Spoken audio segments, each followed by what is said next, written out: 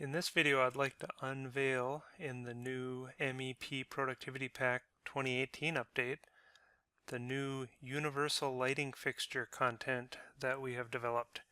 In one family, we now have the ability to have both a hosted and unhosted lighting fixture with a native light source, so not a nested light source, which makes it easy to update the photometry and also do lighting calculations when needed. All the lighting fixtures that you see in this particular plan view come from just 3 light fixture families, with the exception of these pendant lights. However, there are pendant light options within this universal family, as you'll see in a moment. To start with, I'll just go ahead and show you how we place a family. I'm going to go to the Systems tab, start the lighting fixture command, and you'll see this first one we'll look at, the rectangular dash universal. So there's actually 10 different demo fixture types you can see in the type name describing what this light fixture can be.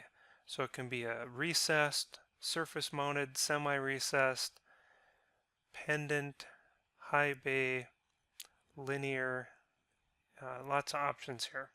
So if we just go with the typical 2x4 recessed, and we want to use this in a way that matches the original electrical productivity pack content and a lot of design firms' content workflows, and that's a face-based workflow.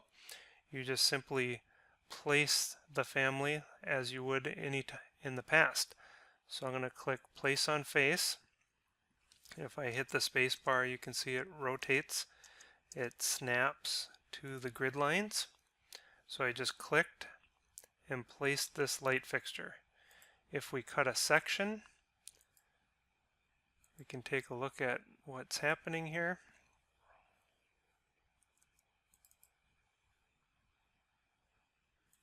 So we can see that light fixture is hosted. Its properties say it's hosted by that linked reflected ceiling plan. With this fixture that's been placed, if we look at its type properties, we have some options to simplify whether it's surface mounted or semi-recessed. Down here in the dimensions section, you can see there's a surface mounted option. Of course, this is a type property, so we might want to make a new type, but just for this example, I'm going to hit apply, and you'll see all the light fixtures that use that type just shifted down the housing height dimension automatically. So the same family, as I mentioned, can be hosted and unhosted. We'll get to the unhosted part in a minute, but it also has this ability to be surface mounted or recessed automatically. Of course, this is a linked ceiling, so we're not cutting a hole in the ceiling with this family. When we select semi-recessed, this semi-recessed depth parameter becomes active and is something that we can edit to reposition the content. So you can see that's moving the content around. So we'll set that back, unchecked semi-recessed, hit OK. Now we'll switch back to the plan view, and if for some reason you need unhosted content, say you're working on an AutoCAD background from an architect or some space that doesn't have a ceiling, for example, you can use that same family, and in this case we'll literally use the same family and type just for an example, so the 2x4 recessed. And if we select this option during placement called Place on Level, and then we adjust our ceiling height to match whatever that room is, and I can't remember what it is, so we'll just set it at 8 feet for now.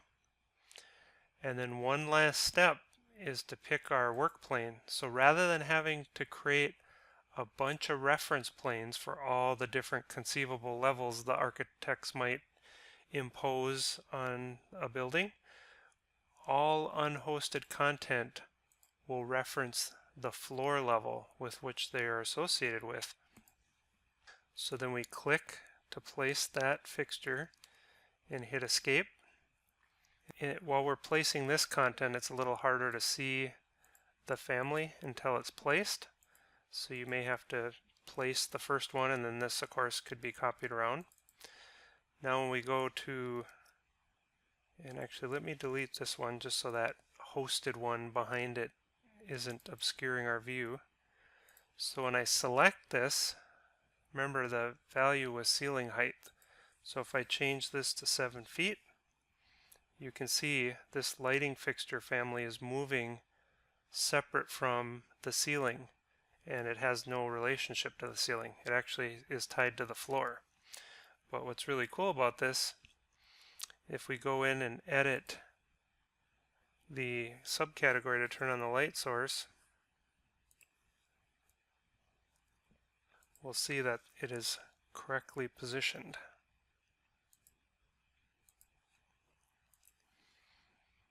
So here is the light source,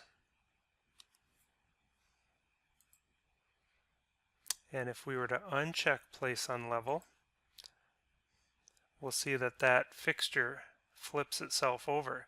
So traditionally, if you just had a face-based family and applied it to a ceiling, it would apply appropriately. But then if you tried to apply it to a level, the light source would be facing upwards.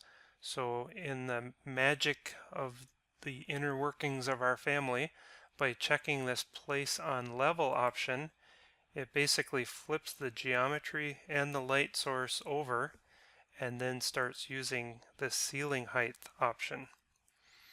And the idea behind how this would work in terms of positioning it down from the ceiling, if it were a pendant, for example, is that you'd set the ceiling height to whatever the ceiling actually is, or if it's the structure above, you'd specify that value. And then if it's a pendant, there's another parameter here called suspension length. So this way, when you type in the ceiling height, all you have to know is what the ceiling height should be, and then what you want your suspension height, so you don't have to do the math. This will do it for you. You could leave suspension length at 0 and just type in 6 feet above rather than 8 feet minus 2 feet like the formula is doing for you. Certainly up to you on how you want to manage these parameters, but they're named in a very intuitive way so that this content can be easily placed.